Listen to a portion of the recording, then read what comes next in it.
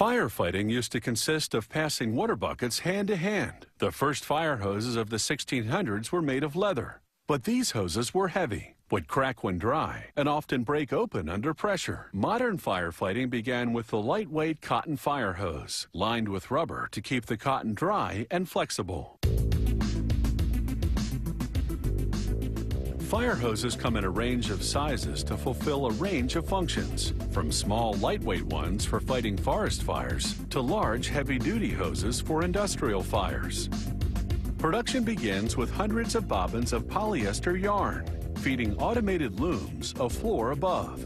A series of spring rods keeps the yarns under uniform tension. This is essential to create a tight weave. The factory programs each loom to weave specific patterns which incorporate identifier stripes. This is a visual guide to help workers assemble the fire hose later on.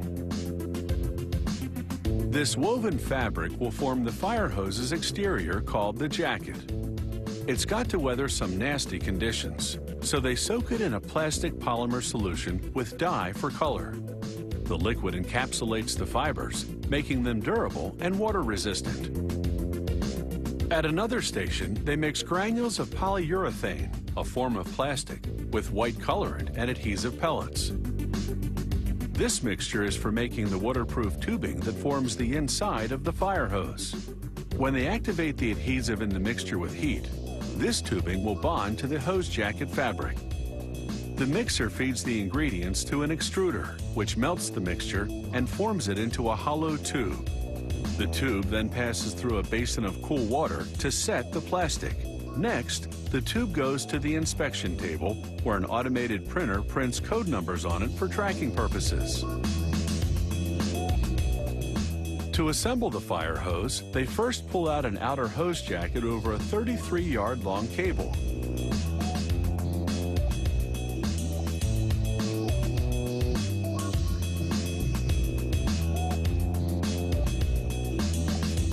Then, with another cable, they feed a second untreated hose jacket inside the first one.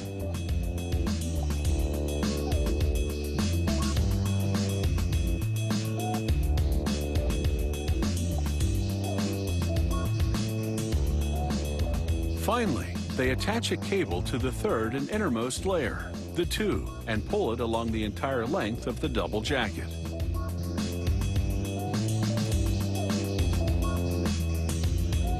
Once it's all the way through, they trim both ends. The three layers, outer jacket, inner jacket, and tube, are now ready to become one. They begin the fusing process by clamping one end of the assembled hose to a steam nozzle. As the clamp holds the hose steady, the nozzle blasts pressurized steam into the tube. At the same time, it moves backward, pulling out any kinks. The hot steam melts the adhesive in the tube material, and it penetrates the inner jacket around it. Once everything's perfectly straight, they pump in cold air to solidify the adhesive. This permanently bonds the layers.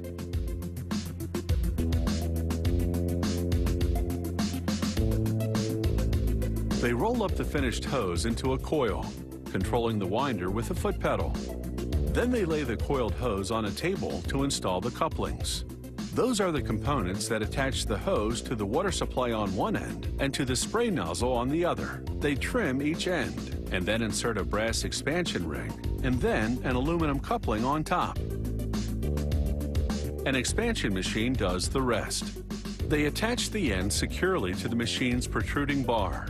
Then the bar retracts and expands, pushing the brass ring outward.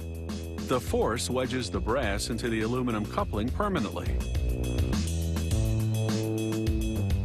This company tests every fire hose it produces under high pressure on this table.